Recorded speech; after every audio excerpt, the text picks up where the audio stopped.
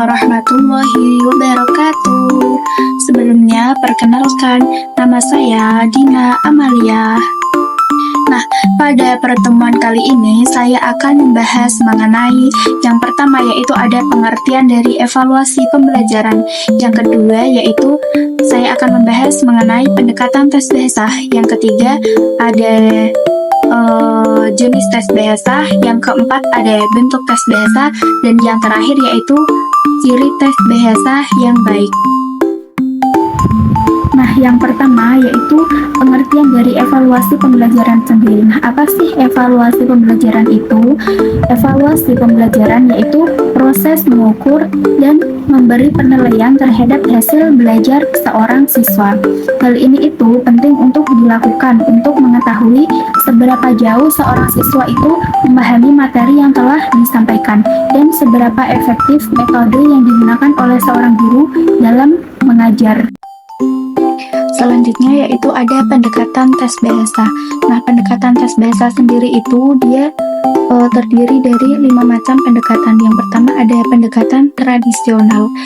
Pendekatan tradisional ini penerapannya tidak menuntut pada kemampuan khusus dalam bidang tes bahasa, sehingga siapa saja yang mengajarkan bahasa yaitu dianggap mampu untuk membuat tes bahasa.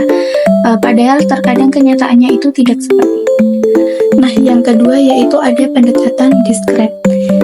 Pada pendekatan diskret ini, satu butir tes bahasa dimaksudkan untuk mengatur satu unsur saja atau kemampuan bahasa tertentu. Jadi, dalam pendekatan diskret ini, satu butir soal hanya dikhususkan untuk mengatur satu unsur kemampuan saja. Yang ketiga yaitu ada tes integratif, yaitu penggabungan lebih dari satu unsur atau lebih dari satu kemampuan bahasa. Misalnya kalau tes diskret itu sinonim dari kaya. Nah, sinonim dari kata kaya yaitu tajir. Kalau tes integratif yaitu semisal pada ungkapan pengusaha itu kaya, sedangkan pengemis itu miskin. Nah, contohnya seperti itu. Yang keempat yaitu tes pragmatik, yaitu kemampuan memahami bahasa berdasarkan konteks linguistik dan berdasarkan konteks non-linguistik. Misal, dari contoh tes ini yaitu bisa berupa tes dikte, tes close, ataupun tes C. Yang kelima yaitu ada tes komunikatif. Tes komunikatif ini merupakan tes yang mengedepankan komunikasi, bukan dari segi gramatikal. Jadi pada tes ini itu lebih mementingkan komunikasinya daripada dari segi gramatikal atau unsur tata bahasanya. Oke, selanjutnya yaitu ada jenis tes bahasa. Jenis tes bahasa di sini dikelompokkan menjadi 3 macam. Yang pertama yaitu berdasarkan cara penskoran. Nah, berdasarkan cara penskoran ini dibagi menjadi 2, yaitu ada tes objektif dan tes subjektif.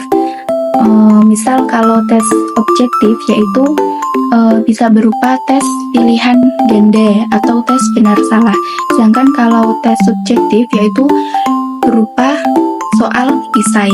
Kemudian yang kedua yaitu berdasarkan cara penyusunan. Berdasarkan cara penyusunan ini juga dibagi menjadi 2. Yang pertama yaitu tes terstandar dan yang kedua yaitu tes buatan guru. Kemudian yang ketiga yaitu ada tes berdasarkan sasaran tes. Oke, baik, selanjutnya yaitu pembahasan mengenai bentuk tes bahasa. Nah, bentuk tes bahasa di sini dia itu dibagi menjadi 2. Yang pertama yaitu ada anasirul lughah. Anasirul lughah atau disebut dengan unsur-unsur bahasa. Kemudian yang kedua yaitu ada maharatul lughah atau tes keterampilan bahasa. Nah, yang pertama yaitu mengenai anasirul lughah atau unsur-unsur bahasa, dia dikelompokkan menjadi 3 macam. Yang pertama yaitu ada tes bunyi bahasa. Nah, pada tes bunyi bahasa biasanya tesnya itu disuruh untuk membedakan bunyi, misal bunyi sa dan sa. Nah, dalam huruf hijaiyah tersebut dia kan memiliki perbedaan. Terus yang kedua yaitu ada tes mufrodat atau tes kosakata. Bentuk tesnya yaitu biasanya disuruh untuk memilih sinonim atau antonim. Misal pada contoh soal heterojulun mahiron al-marodif, yakni alif zakiyun, ba kaslanon, jim jahilun. Nah, jawaban yang benar dari tes tadi yaitu zakiyun, karena sinonim dari kata mahirun adalah zakiyun. Kemudian yang ketiga ada tes gramatika bahasa. Tes gramatika bahasa yaitu bentuk tesnya biasanya disuruh untuk mengisi teks yang kosong. Kemudian mengenai maharatul lughah atau tes keterampilan bahasa. Nah, tes keterampilan bahasa di sini dia itu dibagi menjadi 4. Yang pertama ada tes menyimak atau tes istima. Bentuk tesnya biasanya dia itu disuruh untuk menceritakan kembali. Nah, biasanya kan di dalam istima itu disuruh untuk diperdengarkan suatu bacaan. Kemudian seorang siswa dia itu disuruh untuk menyimpulkan atau menceritakan kembali dari apa yang telah didengarnya tadi. Kemudian bisa berupa tes dikte atau imla, terus menentukan sebuah topik. Misal diperdengarkan suatu bacaan, kemudian seorang siswa itu disuruh menyebutkan topik dari bacaan tadi itu apa. Kemudian yang kedua yaitu ada tes maheroh kalam atau tes keterampilan berbicara. Bentuk tesnya yaitu biasanya bisa berupa takbirus suar atau menceritakan sebuah gambar. Seorang guru nanti dia itu menampilkan gambar, kemudian seorang siswa dia disuruh untuk menceritakan apa yang ada di dalam gambar tersebut. Kemudian ada juga pidato, terus ada juga hiwar atau percakapan secara berpasangan. Yang ketiga yaitu ada tes kiroah atau tes membaca. Nah, bentuk tes dari tes kiroah ini bisa berupa tes close, tes C, ataupun melengkapi wacana. Kemudian yang terakhir ada tes maheroh kitabah atau tes keterampilan menulis. Nah, bentuk tes dari tes keterampilan menulis ini dia itu bisa berupa menulis bebas atau kitabah al-hur. Kemudian mengurutkan kata menjadi sebuah kalimat. Misal di dalam sebuah soal itu ada sebuah kata, kemudian kata acak, kemudian seorang siswa dia itu disuruh untuk mengurutkan menjadi sebuah kalimat.